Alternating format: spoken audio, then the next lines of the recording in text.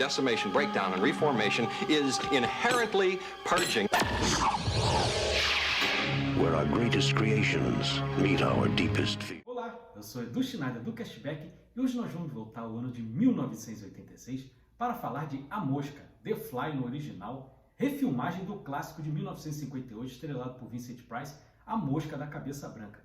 Filme dirigido pelo grandíssimo David Cronenberg, de Scanners de Sua Mente Pode Destruir, de Videodrome, do mais recente Crimes do Futuro, que eu também adoro, é o grande expoente do body horror. E além dele, temos na trilha Howard Shore, que os mais novos vão lembrar da trilha de Senhor dos Anéis.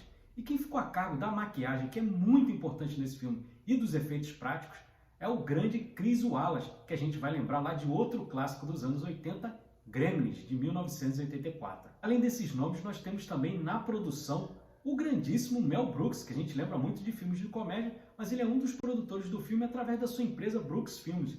Ele não quis colocar o nome dele porque, como é um filme de um gênero muito diferente do que ele faz, né? É um filme de terror / ficção científica, então como é muito diferente, mas ele, como gostou muito do projeto, ele se envolveu através da produção. E dando uma pequena sinopse, o filme começa num simpósio que temos a jornalista Verônica, vivida pela Geena Davis, que a gente adora lá de Thelma e Louise, dos Fantasmas Se Divertem, baita de uma atriz que infelizmente está um pouco sumida. E aí ela vai entrevistar o Dr. Seth Brundle, vivido pelo Jeff Goldblum, né? Que a gente vai lembrar também do Parque dos Dinossauros, do Jurassic Park lá, Dr. Ian Malcolm, não tem como esquecer, e aqui ele tá maravilhoso, até porque o papel casa muito com ele, porque é um filme sobre uma mosca, ele tem esses olhos saltados assim, então combina muito, muito curioso isso. E é interessante porque a Geena Davis foi convidada para o papel porque ela estava namorando na época o Jeff Goldblum, eles até ficaram casados por um tempo, e aí o David Cronenberg estava buscando uma atriz, e ele acabou que indicou a Geena Davis para fazer o teste. Deu muito certo e acabou lá entrando para o filme. Como eu disse, estava a Verônica entrevistando o Dr. Seth Brundle, e aí ele diz que tem uma invenção que vai mudar o mundo. Ela até brinca com ele, invenção que vai mudar o mundo? Todos os cientistas falam a mesma coisa aqui nesse simpósio. E ele fala, eles estão mentindo, só eu estou falando a verdade. Aí é curioso, aí ele vai levá-la lá no galpão que ele tem, galpão / casa, né, que ele utiliza para fazer os testes dele. E aí tem uma cena que é muito importante, que depois eu vou voltar a ela, porque ela está dirigindo até a casa dele, e aí ele fica enjoado, aí ela fala, pô, você está passando bem e tal, ou foi a bebida? Né? Porque estavam bebendo lá no simpósio, aí ele comenta, não, é porque qualquer passeio que eu dou de carro, eu andava de velocípede, eu enjoava, então eu não me dou muito bem com o carro. E aí eles chegam lá nesse galpão, e ela vislumbra lá, ela até brinca com ele, quando ela vê aqueles casulos, ela brinca, legal, uma nova cabine telefônica e tal. Aí ele fala, não tem nada a ver. E aí ele pega, né, pede um objeto pessoal a ela, uma joia e tal, e aí ela dá a meia calça dela, e ele faz o que a gente vê no filme do teletransporte. Aí ela fica encantada com aquilo, aí ela volta lá para onde ela trabalha, ela vai conversar com o chefe dela, que é ex-namorado dela, um cara machista, um cara misógino, vivido pelo John Getz. Ele faz lá os States, e aí ele tem falas bem problemáticas ali, mas está tudo de acordo ali com o que o David Cronenberg quer passar. Aí ela conta para ele todo o fato do teletransporte, ele até caçou dela, fala, ele é um mágico, tá? Um mágico de cabaré, ele brinca.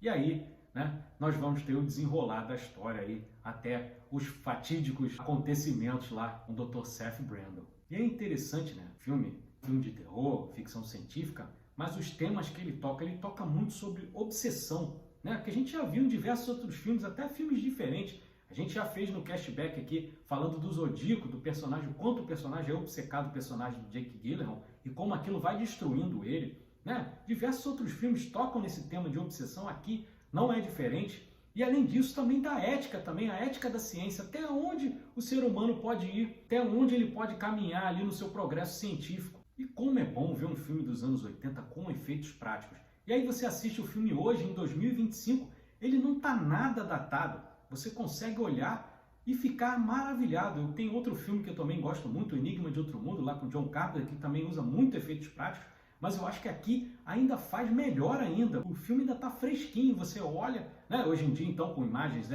remasterizadas, aí você vê o filme, ele em 4K, ele está um absurdo de bonito. Então parece que ele não envelheceu um dia sequer. E aí no filme acaba acontecendo aquela tragédia do Seth entrar no casulo, e aí tinha uma mosca dentro do casulo, né? Uma mosca lá que ele não viu, e aí na hora que ele passa para o outro lado, o computador ele faz uma fusão entre esses dois corpos, entre o DNA dos dois corpos, E aí ele começa a ter algumas transformações, né? E aí é muito interessante, aí você vê a fotografia do filme também, o quanto que é importante, e a direção do próprio David Cronenberg, né? Tem uma coisa no cinema, né, para dar uma continuidade chamada raccord.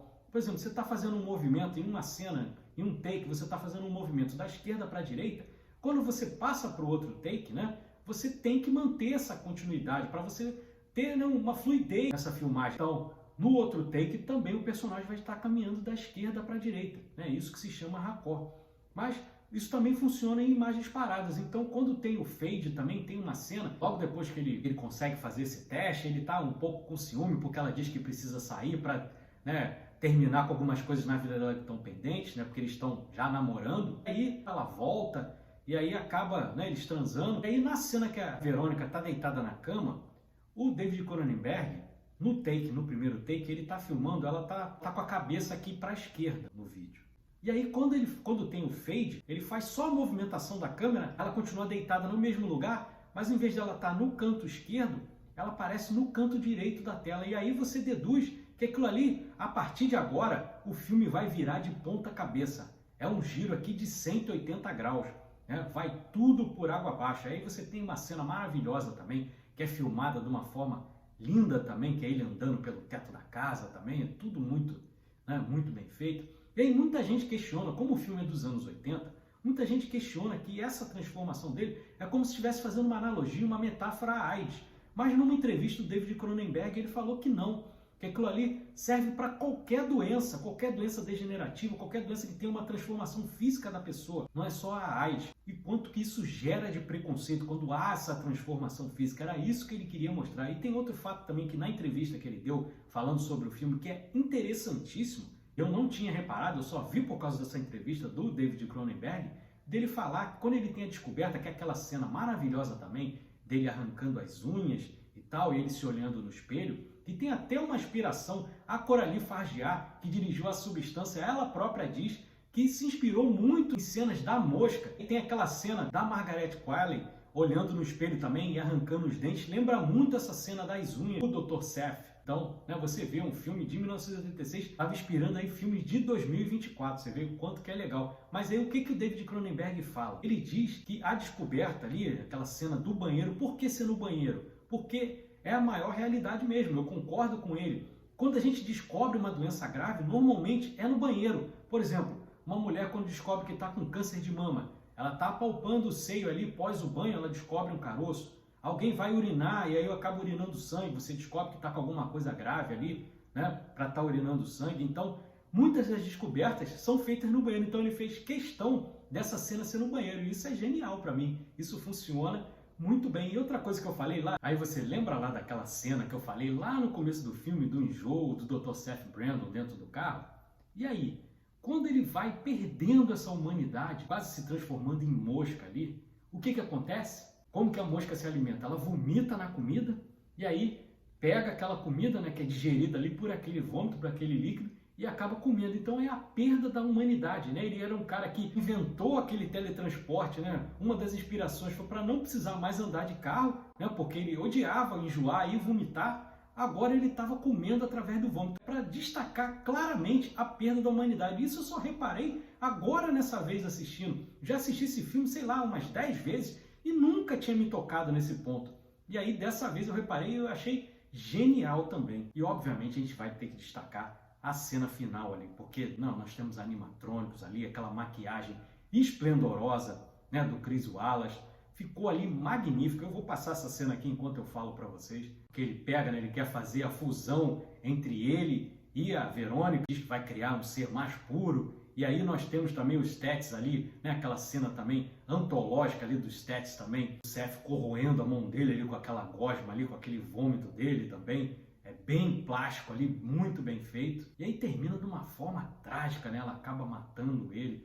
E aí a gente lembra também porque o David Cronenberg ele faz uma pontinha no filme também. Na hora que ela tem aquele sonho, que ela tá tendo aquele casulo, né? Tá no hospital ali. E aí quem aparece como obstetra ali, ele tá com máscara, óculos ali, talvez a pessoa nem perceba, mas é o David Cronenberg ali, servindo do obstetra ali, o ginecologista dela ali. É uma cena também bem legal ali pra gente ver o diretor ali também. E aí termina dessa forma trágica ali, muito bem feito. E esse filme, a maquiagem, o Jeff Goldblum ele ficava 5 horas sentado na cadeira, ele tinha que chegar bem antes ao set para poder fazer todo aquele processo. Você vê que era um processo bem trabalhoso, mas ficou assim maravilhoso, tão bem feito, né? A ponto de ter ganho o Oscar aí de maquiagem, filme que rendeu 60 milhões, né? A maior bilheteria da carreira do David Cronenberg. Tem cenas excluídas também que eu acredito que não funcionaria bem. Até vou passar para vocês aqui agora. Seria uma cena logo depois que ele tá já se transformando e tal, que ele descobre, né, que teve a fusão dele com a mosca. Tem uma cena que ele vai fazer uma fusão, né, para fazer um teste, a fusão do babuíno com o gato.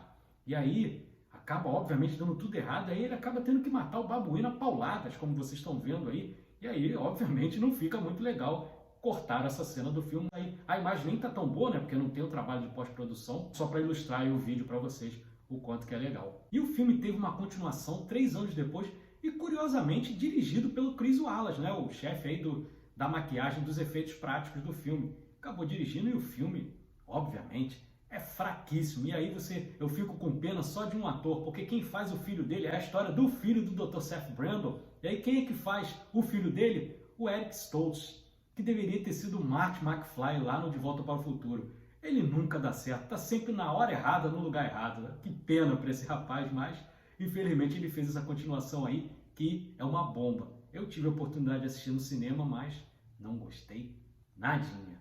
Mas A Mosca é muito bom. E digo, para mim é melhor do que o original lá de 1958 com o Vincent Price, né? Porque lá nem era teletransporte, era uma coisa de desintegrar de um lado e reintegrar no outro, tanto que o personagem do Vincent Price, ele não fica todo transformado, ele fica só a cabeça dele e uma das mãos vira uma pata de uma mosca e a mosca fica com a cabeça dele. Então tem essa curiosidade, mas eu acho a refilmagem, o remake, muito melhor. É isso. Se você gostou desse vídeo, deixa o like, inscreva-se no nosso canal. O Cashback tem conteúdo de cinema de domingo a domingo. O nosso podcast toda quarta-feira, 8h30 da noite.